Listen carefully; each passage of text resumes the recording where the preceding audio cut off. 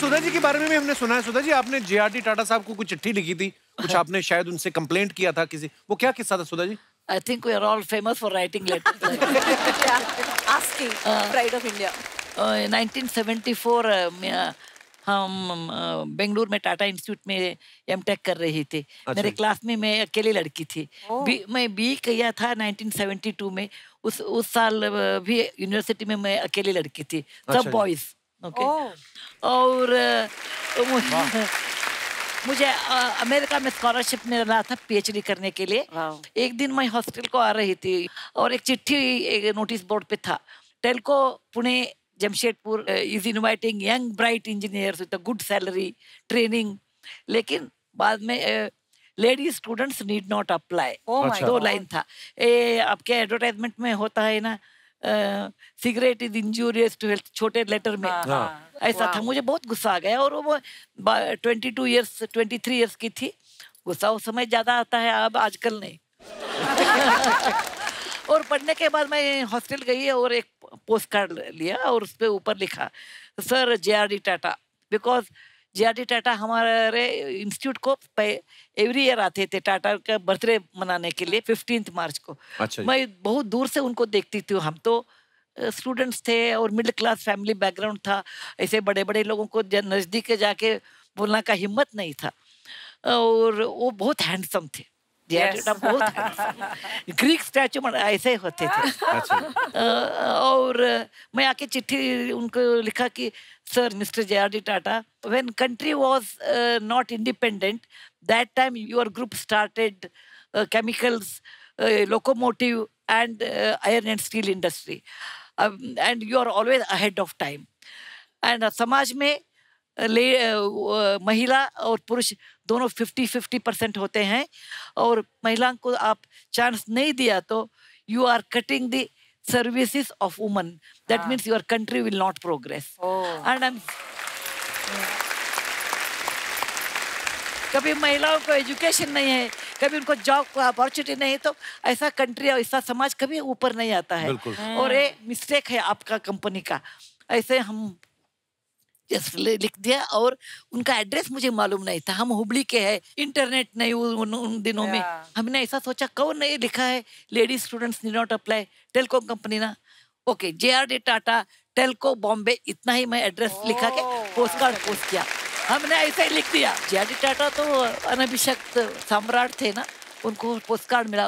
वो पढ़ने के बाद उनको गुस्सा आ गया। वो बुलाया, एक लड़की पूछ रही है ये न्याय नहीं है और ये अन्याय है, ये बराबर है, उसको एक चांस देना चाहिए। वो अच्छा किया तो देखेंगे, अच्छा नहीं किया तो हम ना पास फेल करेंगे। उस समय मैं लेडीज हॉस्टल में थी।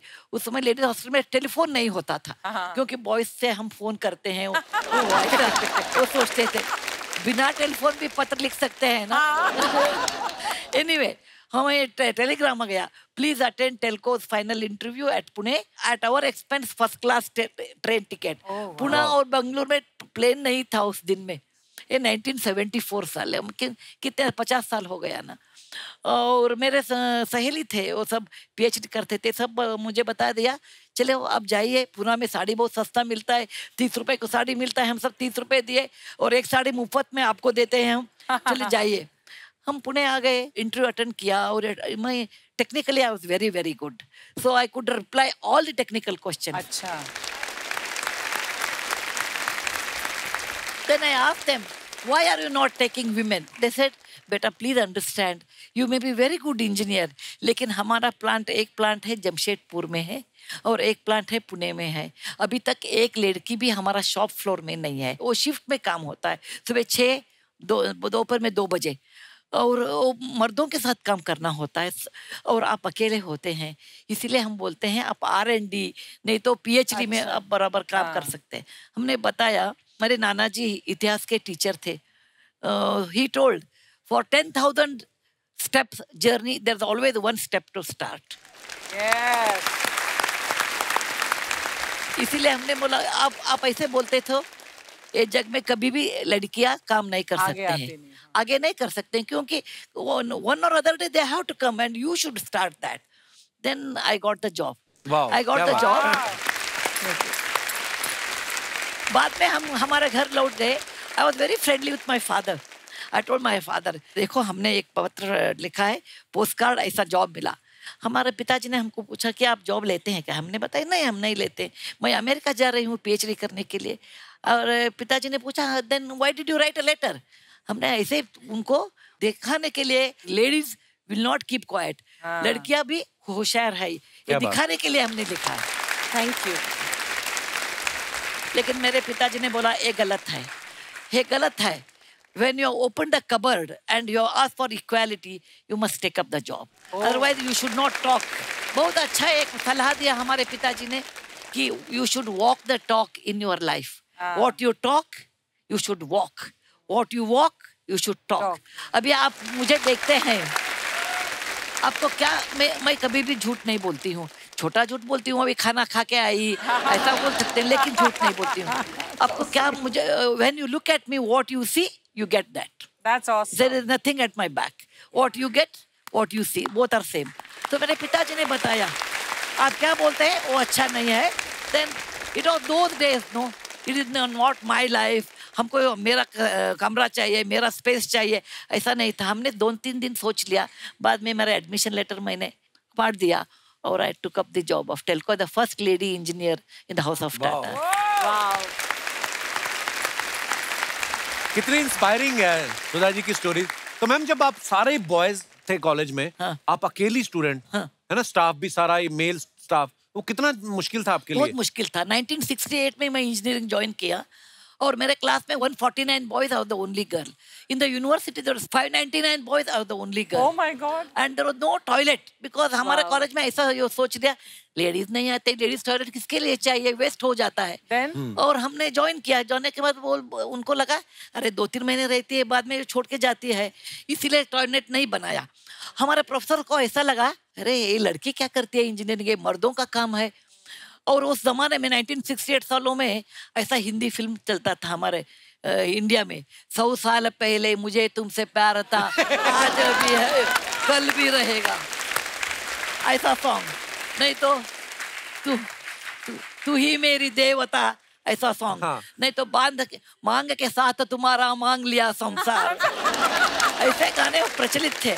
और प्रिंसिपल साहब ने मेरे पिताजी को बताया, देखिए हमारा 3 शर्त है. नंबर 1, तुम्हारी लड़की साड़ी पहनना चाहिए. मैं 16 साल 17 साल की थी. साड़ी पहनना चाहिए क्योंकि उस जमाने में that is the only dress for a woman, no other dress.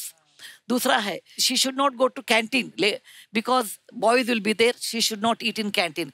Canteen खराब था वो अलग है.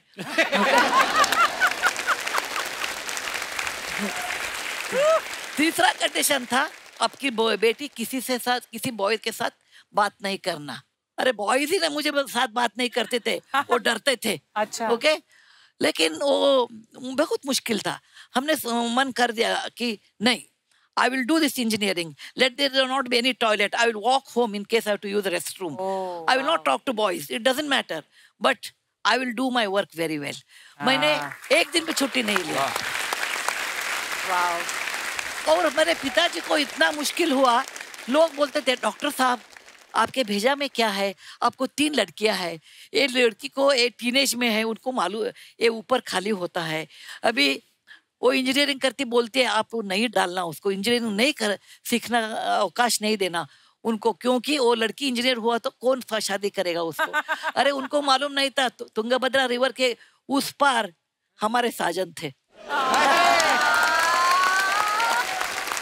आप कितने प्यारे हो.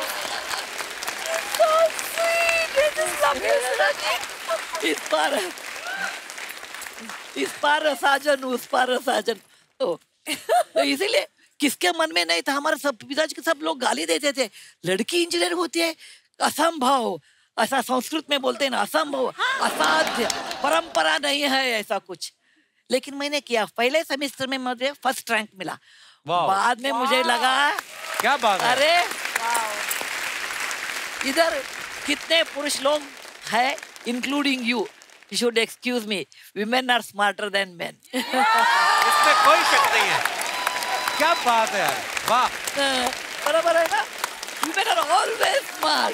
खड़े होकर तालियां बनती है. वाह, क्या इंस्पायरिंग स्टोरीज है. वाह. देखिए तीन विमेन कैसे हैं? आपकी लड़ाइयों की वजह से हमारे लिए रास्ते बने हैं।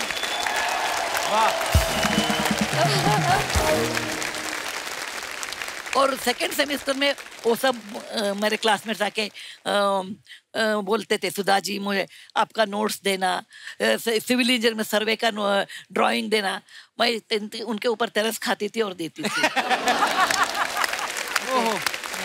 मैम नारायण मूर्ति सर के साथ पहली मुलाकात कब हुई फिर? नारायण मूर्ति के एक मित्र थे, उसका नाम प्रसन्न, वो मेरे कॉलीग थे पुणे में। अच्छा जी। और हम बस से जाते थे हर रोज काम के लिए, और हर रोज एक बुक लेते थे। Every book has this, Narayana Murthy Istanbul, Narayana Murthy Peshawar, Narayana Murthy Paris. मुझे लगा ये Narayana Murthy international bus conductor है क्या, कौन है?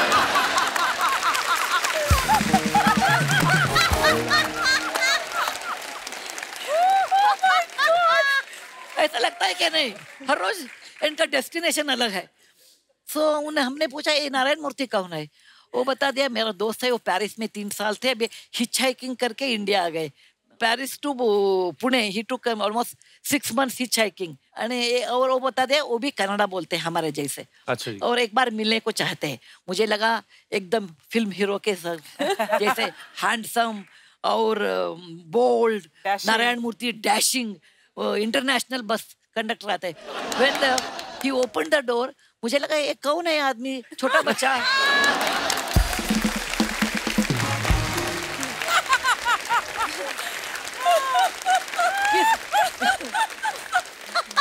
ये बंदा किस कॉलेज का स्टूडेंट है? मैंने बोला ये कौन है? यही नारायण मूर्ति बोलता दिया। That is my first time meeting with Narayana Murthy. Narayana Murthy शादी में कितने किलोस थे? अभी उतना किलो ही है। Because I am a bad cook, my husband has maintained the weight. वाह यार मैम, आपका ह्यूमर कितना अच्छा है, मतलब किसी भी बात में कुछ भी निकाल के। वाह मैम, आपकी स्टोरी तो इंस्पायरिंग है ही। मतलब मैं एक बात बताना चाहती हूँ दर्शकों को और आपको भी। मैं ऑथर हूँ ना, अभी ऑथर हूँ। सीरियस नॉवेल लिखना बहुत आसान है। वो मराठी में रड़ा रड़ी बोलते हैं ना, वो आंसू आ गया, ऐसा बोला, झगड़ने का। Most difficult is humour. Humorous novel लिखना, ह्यूमरस आर्टिकल लिखना बहुत मुश्किल है। इसीलिए मैं आपको धन्यवाद बोलती हूँ। और I always respect you because you find out a humour just like this. अरे मैम, आशीर्वाद है आपका। It's absolutely an art. हे भगवान की देन है। बिल्कुल बिल्कुल ma'am. Don't lose it. Losing is 1 minute's job. Okay इतना देखे वो ऐसा है, वो नेगेटिव देखना बहुत इजी है, और नेगेटिव बोल के लेकर हम भी नेगेटिव हो जाते हैं। लेकिन ह्यूमर है ना, लोगों को जिंदा रखता है। बिल्कुल। Keep it up, god's gift to you. Thank you ma'am. और आपको भी। मैम जैसे बड़े सारे सवाल थे जो हमारे दर्शकों ने मुझे बोला कि सुधा जी से पूछना। नॉर्मल आदमी में कोई प्यार मोहब्बत होता है तो लव लेटर लिखते हैं। आप और नारायण सर इतने पढ़े लिखे, इतने इंटेलेक्चुअल, तो आप नॉर्मल लव लेटर लिखते थे कि मोटिवेशनल कोट्स होते थे आपके लव लेटर में?